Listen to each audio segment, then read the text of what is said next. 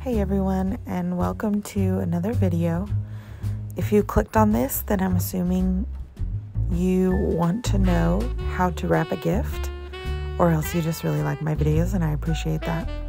But since some of you are probably here to learn, even though this is a really simple tutorial, I figured we would just go ahead and cut to the chase and jump right in.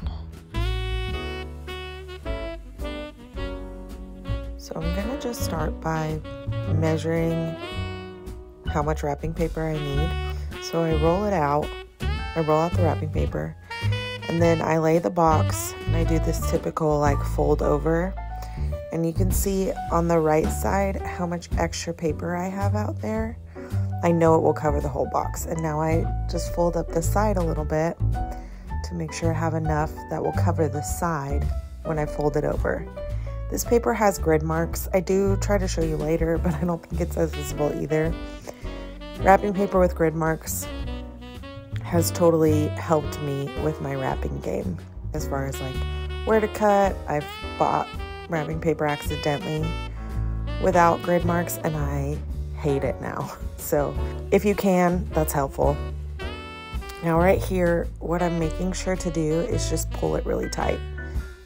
It's not going to go across on camera, but you want to make sure to pull it as tight as possible. And then just tape it down. And then on the sides, you're going to fold one side down and crease it on each end of the box, like I'm doing here, right with my thumb right there.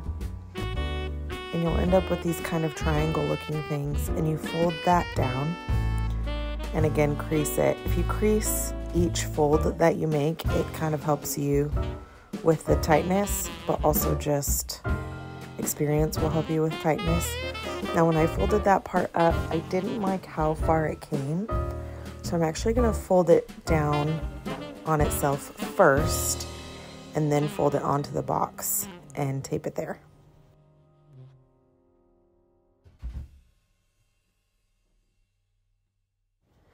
Pretty simple, that one's done. I'm gonna show you another one. It's also pretty simple. Like I mentioned in the beginning, this isn't that complicated, but not everybody can do it. There I'm trying to show you the grid marks, and like I said, I just don't think you still can see. But I'm using the same method to measure how much wrapping paper I need by folding the box over and folding the wrapping paper up onto the side to make sure that I have enough. After I fold up the first side to measure, I just count how many lines I need so that I know where to cut the other side. And again, when I'm doing this, pull really tight. And on the side here, I'm pushing it down and creasing that corner and making that kind of triangle shape, folding it down, creasing again,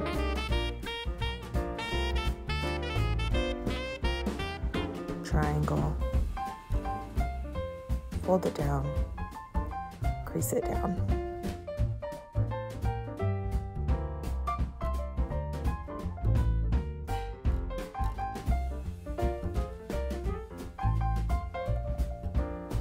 And then just fold that last part onto the box. And tape it off.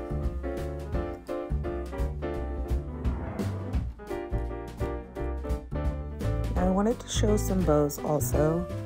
Number one tip that I have is use wired ribbon. It really helps with the shape. With this box, I decided to do the corner bow.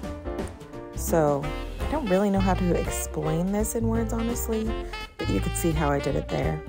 And then you just tie off one corner, and that's exactly where I'm gonna put the bow. So for this one, first one, I just decided just to tie a simple bow, and when you have wired ribbon like that, just tying a simple bow, it really adds a lot to it without having to get super fancy with it. I always make sure to kind of fluff up the bow part of it and make it nice and bow-like, I guess.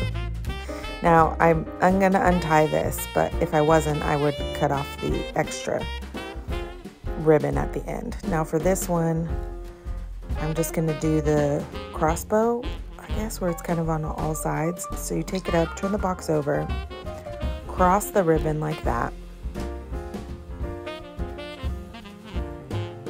Flip the box back on its right side up, and then just tie it off on the top. And wherever I tie it like this is where the bow is gonna go. So again, I'm just doing a simple bow. You could do a more elaborate bow, which I'm gonna show here in a minute, and then tie it to the box right at the top there. And that's a great option also. Here I'm tying the two boxes together the same way I just did that last box. So I'm gonna put it on the top. This one was a little bit trickier to turn over, but it worked out. Cross them over each other. Tie it down tight. And flip it back up. Now, right there is where the bow is gonna go. And the reason I like to do it this way is so that you can just easily untie the ribbon when you're opening it, and you don't have to struggle to like try to slide it off. Now for this package, which I'm actually gifting, I'm just tying two bows, one on top of the other. So I tied a traditional like shoelace knot, whatever, and then on top of that, I did a second one. And I really like the look of this. I think it just gives it a little bit more without having to be too difficult. This is the finished product. Now, here's a little more complicated of a bow.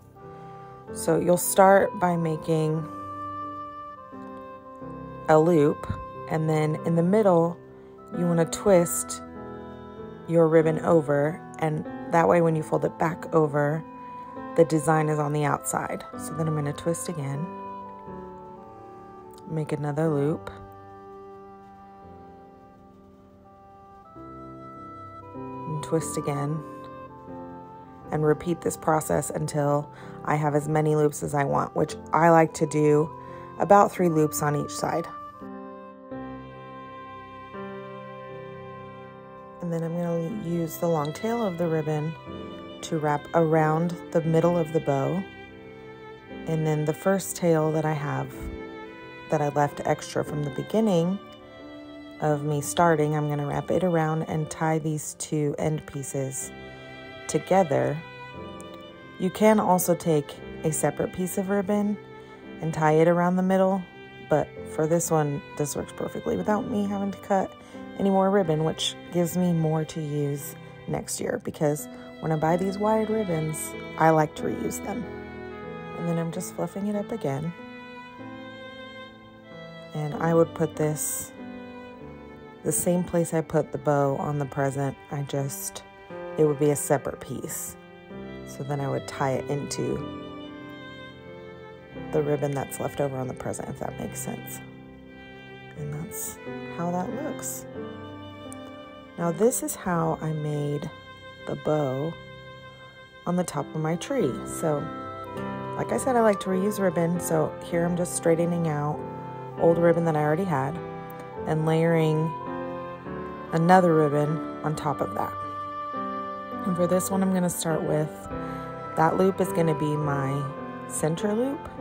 And then I'm going to do what I did for that last ribbon, create a loop on one side, twist it over, create another loop, and twist it over. And again, I'm going to do that until I have 3 on either side. So for this one, I'm going to have 7 total, because I'm going to have that center loop, and then I will have 3 additional loops on each side.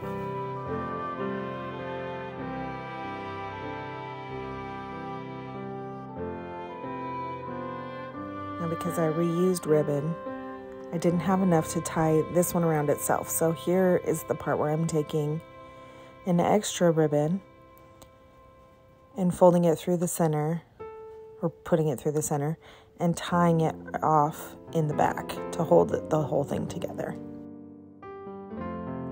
And for this one and what I would call the fluff up process, I gotta take the 2 ribbons and spread them apart.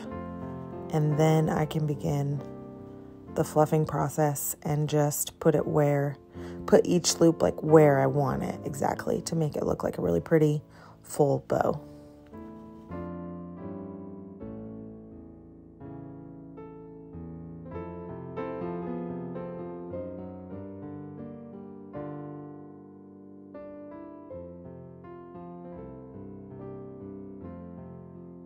And then I'm going to create the tails for this bow by layering the ribbon like I did to start and finding the center here, placing that on the back of the bow, and using that ribbon that I tied the bow together with, I'm going to use that ribbon to tie the tails on, and then that ribbon that my hands are on right now is going to tie onto the tree to keep it there.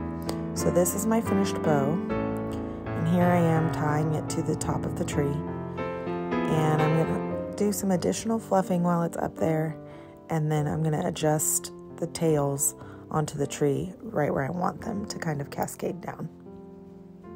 And that's how she looks. So I am actually at work filming this little outro, and I have some vending machines behind me, so if you hear a lot of background noise, that's what it is. Isn't this tree so cute though? I have just had an insanely busy weekend and I didn't have time to film anything at home. And so I saw this tree when I walked in and I thought, you know what? Great idea. This is the life of someone who's trying to put content on YouTube and work full time. So anyway, all that being said, I hope you enjoyed this video. I know it was simple wrapping. That was the point. I didn't have any oddly shaped things to wrap, or I would have put that on there, but I actually don't think everybody just knows how to wrap a simple box. So I just thought, why not? Why not? And bows. I love to do bows, so why not add that in too? Anyway, thanks for watching. If you made it this far, I really appreciate it. And I'll catch you in the next one.